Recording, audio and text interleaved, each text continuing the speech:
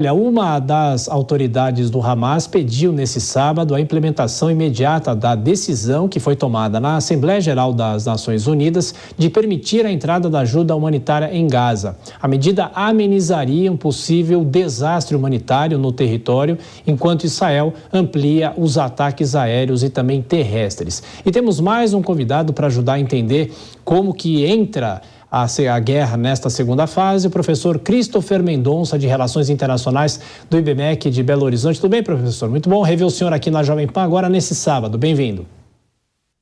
Obrigado, Thiago. Muito bom revê-lo também. Muito obrigado.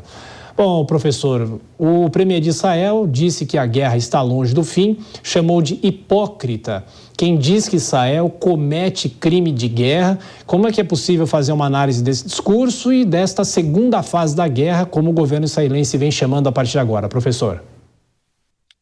Bom, Thiago, ela é chamada de segunda fase exatamente porque foi inaugurada nessas últimas horas uma invasão por terra à faixa de Gaza.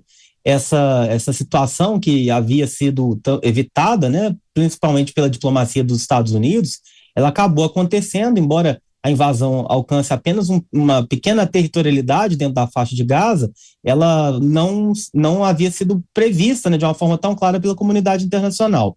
Nós sabíamos que haveria essa invasão, o Netanyahu disse em diversas ocasiões que faria esse tipo de incursão militar, mas não deu exatamente como ela seria feita, por onde ela começaria e entre outros detalhes. É importante a gente dizer que dentro da Organização das Nações Unidas há um conjunto grande de países, principalmente dentro da Assembleia Geral, que são favoráveis a uma interrupção das hostilidades, principalmente por questões humanitárias, para que a faixa de Gaza possa receber água, mantimentos, né, alimentos de forma geral, até medicamentos. No entanto, o Conselho de Segurança é quem tem, de fato, a palavra final. É só no Conselho de Segurança que nós temos uma decisão mais taxativa, mais que precisa necessariamente ser implementada.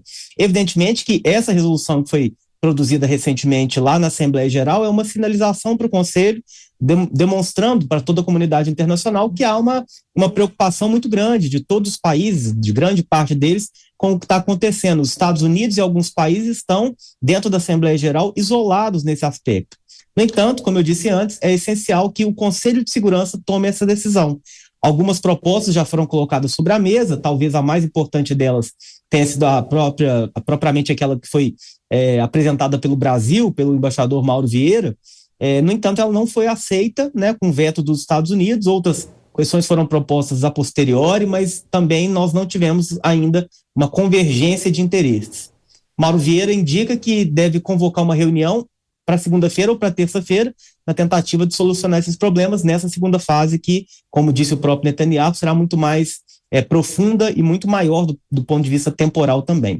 O professor, a gente já discutiu esse assunto aqui, mas só fala nas aprovações do Conselho de Segurança e, no caso, nessa semana tivemos até uma aprovação na Assembleia Geral da ONU. De que forma essas aprovações acabam dando algum resultado na prática? Porque há uma orientação, inclusive a gente acompanhou esse pedido para que deixem entrar os mantimentos, para que o processo se dê dentro da faixa de Gaza, mas o que a gente vê é que a ONU pode aprovar qualquer resolução, mas na prática isso não vai acontecer. Essa leitura é correta? Exatamente. Na verdade, o caráter soberano dos estados faz com que, em determinadas situações, os estados não acatem as decisões que são tomadas pela ONU. Só para relembrar de um caso bastante importante, é que em 2003, o Conselho de Segurança foi consultado sobre uma possível invasão dos Estados Unidos ao Iraque.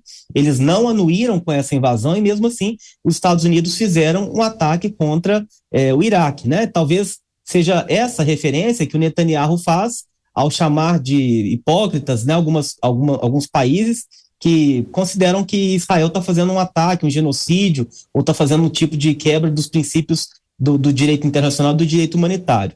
Na verdade, principalmente a Assembleia Geral, ela não tem a garantia de que aquilo que for decidido no seu interior seja cumprido na vida real, exatamente porque ela tem um caráter recomendatório. A Carta das Nações Unidas atribui à Assembleia Geral um caráter recomendatório. A instância que mais teria capacidade de forçar uma ação, de fato, seria o Conselho de Segurança, que até o momento não tomou nenhum tipo de atitude. É importante a gente fazer um paralelo, uma comparação também com a guerra lá que está acontecendo na Ucrânia, que o Conselho de Segurança também não se pronunciou. Nós estamos vivendo, portanto, nesse momento, aquilo que a gente tem chamado de paralisia decisória do Conselho de Segurança, exatamente pelo desenho institucional que o Conselho tem. 5 países são capazes de vetar as resoluções. E é sabido que os países estão em opostos polos, né? Principalmente os Estados Unidos e a Rússia estão em polos bastante opostos. Então, nesse sentido, nós somos bastante pessimistas em relação a qualquer resolução que é aquilo que tem mais força dentro da comunidade internacional, mas que ainda, com essa força, ela não é uma garantia de que vai ser cumprido na prática aquilo que foi decidido dentro do Conselho de Segurança. Professor, e países que estão contra Israel, muitas vezes pró até mesmo o Hamas? A gente citou a Turquia, uma declaração do presidente turco fazendo críticas à forma como Israel está lidando com todo esse processo. O senhor acha que são críticas, são palavras, ou é possível que esses países possam dar algum tipo de ajuda ou ampliar a ajuda? Porque a gente sabe que o Irã deu algum tipo de ajuda em relação a armamentos e até treinamentos dos integrantes do Hamas, mas é possível que países como a Síria, o Irã, o próprio Líbano possam ajudar o Hamas num momento como esse? Bom, o Irã é um caso atípico, porque desde o início do conflito, lá no dia 7, ele já tem feito declarações através dos seus governantes de que apoia definitivamente o Hamas. Inclusive, há evidências na comunidade internacional de que o próprio Hamas ele tenha sido abastecido, do ponto de vista econômico, de recursos vindos do Irã, que tem um grande potencial, principalmente na área de petróleo. Os outros países, a Síria e o Líbano, eles têm defendido a questão humanitária do povo palestino, e não exatamente o Hamas, né? Mas agora, recentemente, o presidente da Turquia, Erdogan, deu uma declaração que chamou muita atenção da comunidade internacional, porque ele não está defendendo propriamente ou exclusivamente o povo palestino, mas ele está indicando uma proximidade, uma aproximação e uma legitimação do povo que está lutando em nome do Hamas, né? Segundo o presidente Erdogan, eles são um grupo de resistência, que, portanto, eles têm a legitimidade de fazer determinados ataques. A Turquia é um país muito importante do ponto de vista militar. Sim. Inclusive ela faz parte da OTAN, né, que é um organismo, um dos mais bem estruturados organismos de defesa mútua, e nesse sentido poderia haver sim um envolvimento da Turquia nesse conflito, embora não seja o desejo nesse momento nem da comunidade internacional e nem do próprio presidente Erdogan, a depender dos desdobramentos que a gente vê nas próximas horas, pode sim haver um envolvimento maior da Turquia nesse conflito. Ô professor, e sobre essa nova fase da guerra, a forma como Israel vem entrando no território da faixa de Gaza, o senhor acha que é uma incursão que pode demorar muito mais tempo ou é algo que pode avançar mais rápido nos próximos dias? O que é possível esperar, pelo menos não só tomando como o conhecimento, tendo conhecimento do que vem fazendo Israel nessas últimas semanas, mas também o Hamas, porque o Hamas está mais fortalecido, até com aquela discussão que a gente já falou e já destacou aqui. Foram pelo menos 2 anos que o grupo levou para conseguir fazer esse ataque do último dia 7. Bom, o que nós observamos agora nesse momento é que a nossa previsão, né, a nossa observação no início é de que aquela invasão ela fosse feita de uma forma abrupta, né? Era essa ameaça que o Netanyahu fazia lá nos primeiros dias do ataque. No entanto, principalmente em razão da pressão que a comunidade internacional fez, e eu quero destacar o papel do presidente Joe Biden, que inclusive esteve presencialmente em Israel, pedindo que essa incursão não fosse feita ou fosse feita com um adicional de cuidado, o Netanyahu atrasou um pouco essa incursão. Ela tem sido anunciada há vários dias, inclusive com avisos para que a população da parte norte da faixa de Gaza abandonasse aquela região e fosse para a parte sul, né? Indicaram, inclusive, para hospitais, para lugares mais sensíveis, que as pessoas pudessem ser evacuadas daquela região, numa tentativa de equilibrar um pouco do sistema de defesa dos direitos humanos ali naquela região.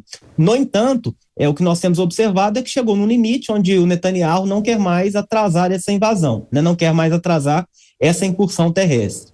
No entanto, a nossa previsão para esse momento é de que ela vai ser feita de forma gradativa, exatamente para que Israel não seja denunciado nos órgãos internacionais como um violador do direito internacional, né? Então, nesse sentido, me parece que nos próximos dias haverá paulatinos ataques que vão começando a dominar totalmente a região norte.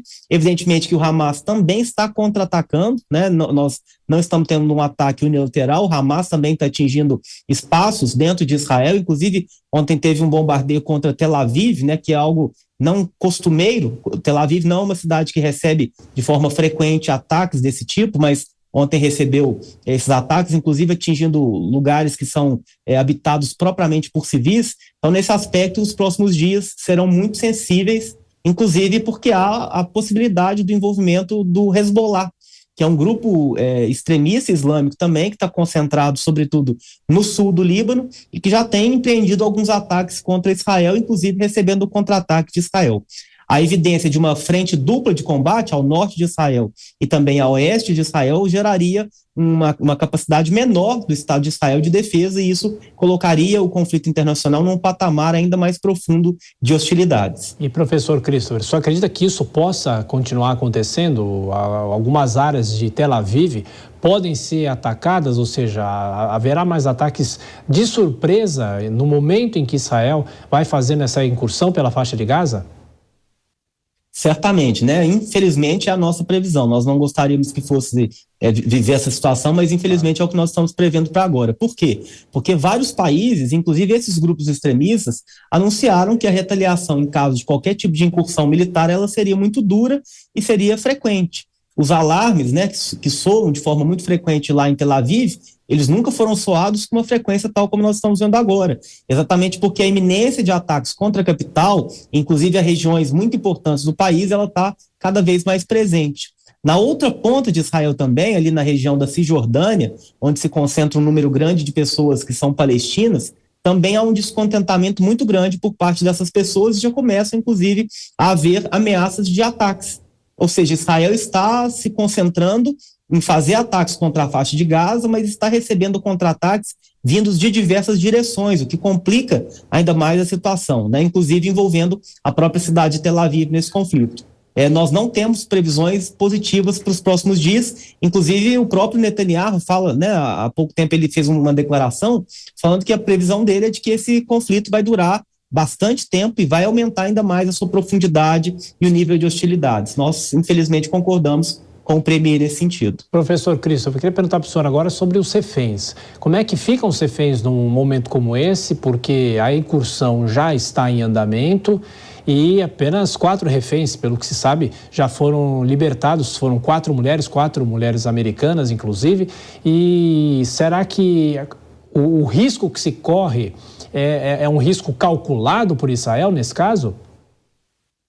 Bom, na verdade, ampliaram-se os números de reféns, né, sob a tutela do Hamas. Sim. Não exatamente porque foram feitos novos reféns, mas porque o Estado de Israel não tem ainda capacidade de localizar todos esses reféns. Faz parte da estratégia de terror do Hamas e não anunciar quem são, quantos são, onde estão aqueles reféns. Há indícios de que eles estão localizados em partes subterrâneas da faixa de Gaza, mas ainda não há uma capacidade de saber de fato se isso é verdade, porque só agora os exércitos, as forças armadas de Israel estão entrando de forma definitiva ali na faixa de Gaza. Um dos pontos mais sensíveis dessa invasão é exatamente os reféns, né? A própria autoridade que conduz o Hamas já disse que os bombardeios feitos por Israel já mataram 50 reféns, mas a questão é de que nós não temos certeza dessas informações, são trocadas pelos dois lados. Então, a negociação em torno dos reféns é o ponto mais importante, é o ponto mais sensível dessas hostilidades. Inclusive, é importante destacar que o Catar, que é um país que está ali próximo, tem feito um papel muito importante na liberação desses reféns. Essas 4 reféns que foram liberadas pelo Hamas nesses últimos dias foram frutos, né, dessa negociação produzida pelo Catar. O Catar, que é um país que tem muita proximidade com os Estados Unidos, inclusive tem bases militares americanas no seu próprio território, mas ao mesmo tempo tem um diálogo muito intenso com os países árabes e até mesmo com o Hamas. Nós sabemos que os líderes políticos do Hamas estão localizados lá no Catar. Então, nesses termos, nós estamos contando com essa habilidade do Catar, que já tem tradição em negociar determinados termos, para verificar se a gente diminui os números de reféns que estão sob a tutela do Hamas e, assim, a gente possa ter maiores negociações mais frequentes entre os países. E, professor, mais uma questão. Os brasileiros que estão na faixa de Gaza até agora não foram liberados. E isso mostra o quê? Há uma dificuldade da diplomacia brasileira ou tem a ver também com o Egito, que no início a informação que nós tivemos é que não estava colaborando muito para essa possibilidade de liberação? Bom, na verdade, a diplomacia brasileira, eu preciso defender que ela tem feito seu papel, Sim. tem feito seu dever de casa. Disponibilizou recursos para trazer de forma bastante tranquila essas pessoas ali da faixa de Gaza, trouxeram centenas de pessoas que vieram ali de Israel. No entanto, há uma grande dificuldade que é apresentada pelos egípcios. A diplomacia egípcia tem tido muitas restrições em deixar a abertura, né, um checkpoint ali na região de Rafah, para que as pessoas possam ser escoladas por ali.